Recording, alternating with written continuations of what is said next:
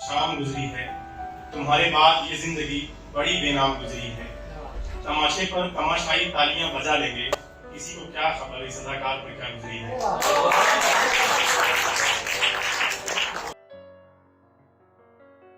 मेरा नाम तंजीर खान है, मैं प्रतापगढ़ उत्तर प्रदेश से हूँ। जेब भरने के लिए इंजीनियर हूँ और मैकेनिकल इंजीनियर हूँ। इस बात का सबूत है कि अकेले आया हूँ। बिल भरने के लिए थोड़ा बहुत भी पढ़ भी लेता हूँ। बहुत खूबसूरत सी महफिल है, थोड़ी ताखीर हुई लेकिन देर आए दुरुस्त आए। आप यहाँ मौजूद हैं, इस बात का सबूत है कि आप अदब से, कला से, आर्ट से मोहब्बत करने वाले लोग हैं। तो एक दफा अपने लिए तालियां बजा लीजिए। बात कहते रहिए, सरकार ने दूध पनीर पर जीएसटी लगाई है, अभी तालियों पर तो नहीं लगाई है। तो बात खोल के रखिए, काहे पर मत करिए। कुछ शेर सुनाऊंगा, एक गजल और एक छोटी सी कहानी, उसके बाद अपनी जगह लूंगा। हम सब एक किसी ख्वाब की जद्दोजहद में हैं, तो उसके लिए है कि पकड़कर वक्त का गिरेबान आए हैं, पकड़कर वक्त का गिरेबान आए हैं, तय करके एक जहां कोई सहरा वीरान आए हैं। पकड़कर वक्त का गिरेबान आए हैं, तय करके एक जहां कोई सहरा वीरान आए हैं। पत्थरों से इन्हें क्या गिराओगे तंजील, पत्थरों से इन्हें क्या गिराओगे तंजील, परिंदे खुद मुकद्दर में लेके अपना आसमान आए हैं। और एक दूसरा शेर है कि किसी से रूठ जाने की हिमाकत ही नहीं करते, किसी से रूठ जाने की हिमाकत ही नहीं करते, नया कुछ भी पाने की अदावत ही नहीं करते। किसी से रूठ जाने की हिमाकत ही नहीं करते, नया कुछ भी पाने की अदावत ही नहीं करते। बन जाते हैं कुछ लोग सालारे मिल्लत दुनिया में, सालारे मिल्लत मींस आयरन मैन। बन जाते हैं कुछ लोग सालारे मिल्लत दुनिया में, खिलौने छोड़िए घरों के बड़े लड़के ख्वाबों के टूट जाने पर भी बगावत नहीं करते।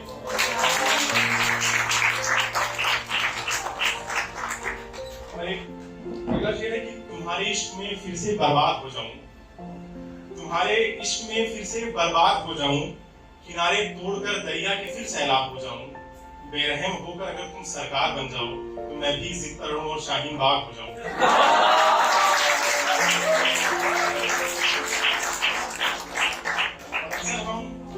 कुछ और चाहते हैं, कल कुछ और होते हैं लाइफ में, तो उसके नाम लिखा है कि महफिलों के शोर में गुमनाम है, महफिलों के शोर में गुमनाम है, सजा न होना ही जुर्मे अहल का ऐलान है।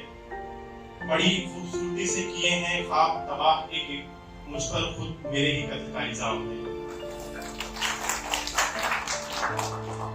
और अभी कुछ गजल के अशआर हैं कि कोई फिर से दरिया को पार कर रहा है क्या, कोई फिर से दरिया को पार कर रहा है क्या, कोई खुद अपना जीना दुश्वार कर रहा है क्या, बात करते करते रुकने लगा है, कोई फिर किसी से प्यार कर रहा है क्या। घड़ियों से शिकायत कर बैठा है, घड़ियों से शिकायत कर बैठा है, रास्तों पर नजर है, कोई किसी का इंतजार कर रहा है क्या। रगों में तेजी नब्ज में सरसराहट है, वो आया नहीं अभी तो बस आने की आहट है। एक लड़का जो सारे जहां से बेखबर था, जिंदगी को अपनी अखबार कर रहा है क्या, कोई किसी से प्यार कर रहा है क्या। उनके आने से ये मुनाफा होगा, मुनाफा मींस फायदा, प्रॉफिट, और खसारा मींस लॉस। तो उनके आने से ये मुनाफा होगा, गम में उसके थोड़ा सा इजाफा होगा। वो कमबख्त मुफ्त में बिक जाने को आमादा है, कोई खसारे का कारोबार कर रहा है क्या। एक स्टोरी है, मैंने पहले दफा स्टोरी ट्राई करी है, उम्मीद करता हूँ पसंद आएगा आपको। The flights from New York to Chicago is delayed due to bad weather. जैसे ही आवाज न्यूयॉर्क के John F Kennedy international airport पर तेजी के साथ कदम बढ़ाते हुए राजीव के कानों में पड़ी, उसने छल्ला कर घड़ी की तरफ देखा। सुबह के 6 बज रहे थे। कुछ देर वीआईपी लॉन्ज में टहलने के बाद वो एक सीट पर आराम से जाकर बैठ गया। काम की थकान और टेंशन की वजह से वो थोड़ा थका हुआ था। अनूठी आंखों से अपने आसपास की हो रही चीजों को देखने लगा। आने जाने वाले पैसेंजर्स की आहट के बीच उसको बाहर हो रही तेज बारिश की आवाज साफ सुनाई दे रही थी। किसी ने पीछे से पूछा, सर टी और कॉफी? नो थैंक्स कहकर वो बैठा रहा। उसने अपने सामने पड़े अखबार पर नजर डाली। न्यूयॉर्क टाइम्स ने हेडिंग लगाई थी, 15 kills in communal violence amid parliamentary elections in India। उसने वो लाइन दोबारा पढ़ी, 15 kills in communal violence amid parliamentary elections in India। यूं तो राजीव का सोशल साइट्स, पॉलिटिक्स में कोई इंटरेस्ट नहीं था, उसका कोई सोशल अकाउंट भी नहीं था, लेकिन न जाने क्यों ये खबर उसको 14 साल पहले और यहाँ से 12,500 किलोमीटर दूर अपने बचपन में ले गई, जहाँ वो नहर की पटरी के बगल एक कच्ची सड़क पर किसी एम्बेसडर कार के पीछे भाग रहा था और उस सफेद एम्बेसडर कार से कुछ कुछ देर में एक हाथ निकलता, हवा में कुछ पर्चे लहराए जाते और बच्चे उन पर्चों को लेने के लिए टूट पड़ते। उसे ठीक से तो याद नहीं, लेकिन मुखिया काका जिसे कह देते, गांव के सारे लोग उसे ही वोट दे देते। वो अपने प्रत्याशियों से भी बहुत कोई मांग नहीं करते थे।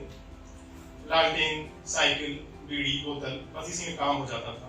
कभी कभी नेताजी किसी के कांधे पर हाथ रख दें तो उससे भी बहुत काम हो जाता था।